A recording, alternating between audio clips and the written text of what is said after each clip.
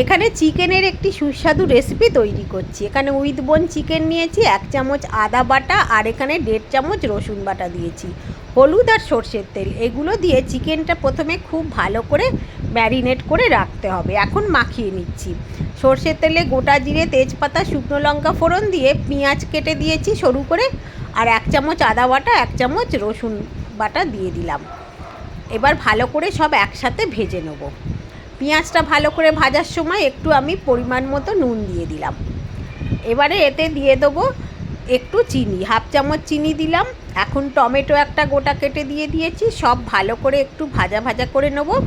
তারপর এতে ম্যারিনেট করা চিকেন আর শুকনো লঙ্কার গুঁড়ো ছোটো চামচের 1 চামচ দিয়ে দিলাম। বেশি যদি ঝাল খান তাহলে আরেকটু দিতে পারেন। টক দই দিয়ে দিচ্ছি। টক দইটা দিয়ে একটু নেড়ে চেড়ে নিতে হবে। তারপর কাজু বাদাম বাটাটা দিয়ে দিলাম। পরিমাণ মতো আর একটু নুন দিয়েছি। চিকেনটায় জল দিইনি, এটা ঢাকা দিয়ে আমি রান্না করছি। এখন এখানে ঘিয়ের মধ্যে কসুরি মেথি দিয়েছি, গোটা গরম মশলা আর বেল পেপার দিয়ে নাবিয়ে